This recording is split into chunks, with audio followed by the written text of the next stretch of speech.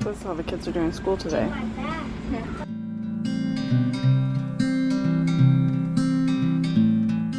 Hey guys, so I'm on my lunch break right now, and came out to water already, and I wanted to show you something very special because I'm excited, and I hope you get excited. Ready? Hello, baby. Hello, baby. We have some sunflowers growing. Oh, I'm so excited. We have all these little blue butterflies. I don't know if you're gonna get to see them, but they're so cute. We have a few little sunflowers over here. But I thought let's talk about the garden and what is representing to me right now in this season. If you watched my previous vlog, you saw me kind of have a little breakdown when we were weeding the garden. And the garden to me has represented a place where I meet with God, where He speaks to me in the still small voice, where He just shows me His beauty and His mercy and hope. What's that saying, that a garden planted is hope for the future? Like, the garden just represents so much for me spiritually and internally, and I'd really let it go. Part of moving to Tennessee was thinking that we'd get to garden more and we'd get to do all these outside things more, and we got here and it just became overwhelming. So overwhelming. There was lots of things that transpired in our first months here that discouraged me greatly. I lost a 20-year friendship. My whole family was across the country. My son at the time didn't live with us. Like, there was just so much that just didn't look like I thought it was gonna look. And then job-wise, we thought I'd be able to stay home and be a homesteader, homeschooler, all these things, and it just didn't work out that way. I had to quickly get a job, and I've had many jobs since then trying to find my way. So it's just been so chaotic and just so not what I expected. So I can't sit still. So I built this garden last year because it was something that I thought, okay, we moved here, I'm not gonna, not do it, I'm just gonna build it.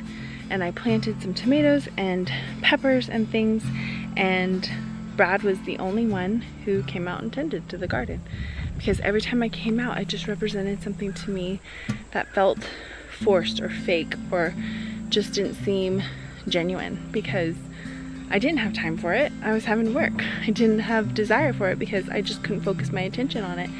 And so I ignored it. And Brad came out here and he was the one who watered it.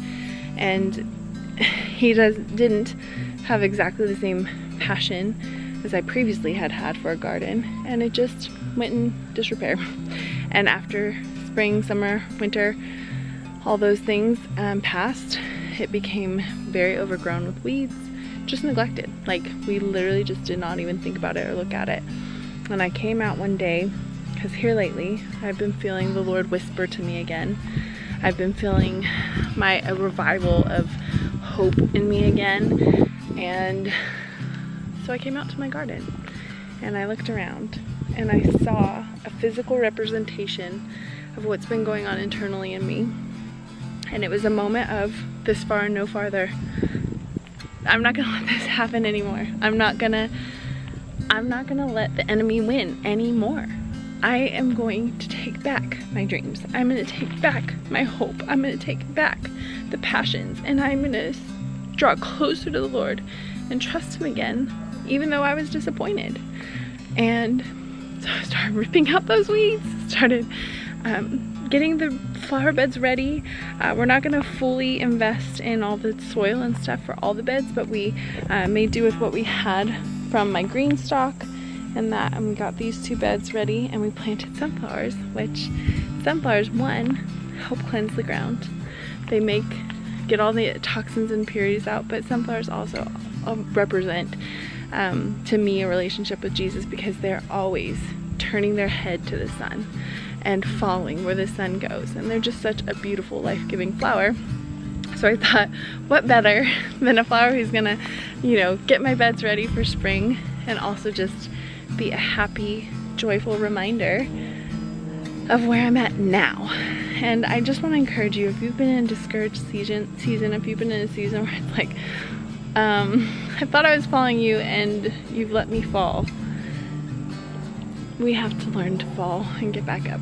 We do. And sometimes that's all part of learning how to walk, right? That is learning how to walk. And pick yourself back up. Make a decision today that's going to help benefit future you. Even if that decision is rest, because that is something that I would have never built this garden if I had been listening to my actual self and not just thinking I should do what I think I should do.